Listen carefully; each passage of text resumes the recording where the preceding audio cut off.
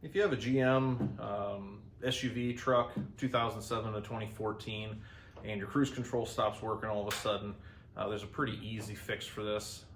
Very cheap, very quick, under 5 minutes, not really a big deal. First thing you want to check is the activation button on your steering wheel.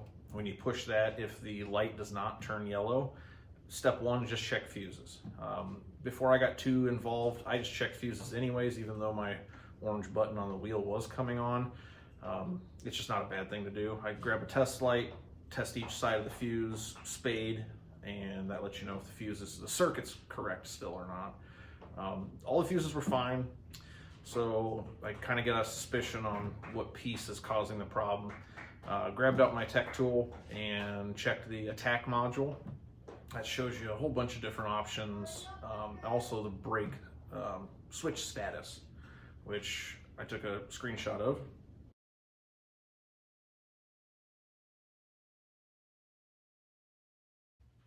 So if you don't have a tech tool, a pretty good route to go. It's actually cheaper to just replace this piece that's a common failure, the brake switch itself, than even probably having somebody scan it for you. Most AutoZones and stuff, they can scan your engine codes, but not actually show you live data. I'll get this piece out, show you what it looks like, get you a part number. I'll put that in the description as well below, and we'll get it replaced. It shouldn't be more than a couple minutes. Pretty easy, like I said earlier. Here's the GM number. I got this off Amazon. I'm wanting to say it was maybe $30. I look at this as more of like a preventative maintenance item anyways. It's just a cheap plastic switch. I did test with the multimeter and couldn't really find a way to determine if it was failed compared to the new one. We're going to call this pin 1, pin 2, pin 3, and pin 4. This one shows continuity between pin 1 and 2 and no other continuity any other place. So ruling it out with multimeter probably isn't going to work. It's kind of tricky because there are two circuits involved in this switch. One is for the brake lights to activate, which works properly, but the cruise doesn't. So something internal is failing, not making connection, whatever the case is. But more than likely this is going to be your guy. So let's take a look at how to get it out of there. Just so you know where it's at, what I was talking about, a little metal retainer clip on it. Pretty straightforward, easy to get to. I just pop that clip off, and this thing is actually slotted, so you should be able to just slide the piece out of the pedal assembly bracket.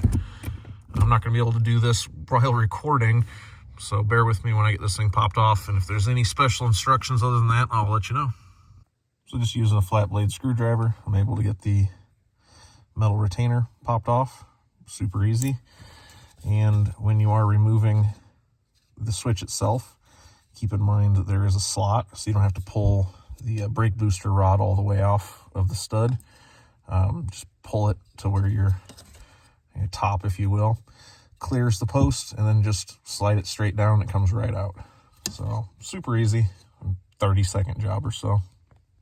So I hooked Tech Tool back up, and you'll see in a second I actually had one reading applied earlier. I'll put a snapshot on. And now after it's been replaced, it's showing released. So that's a good sign. It was saying that it was definitely, that's when I'm pushing on the brake pedal. It goes applied and released. So in real time you can check it. So might as well just do a test quick just to make sure everything's good to go. Set this on, and when you hit set, hopefully, our green light comes on, and that was definitely the fix. If you have one of these and you're questioning it, or yours is still somehow working, I'd recommend just go ahead and replacing it for the very cheap and how quick it is.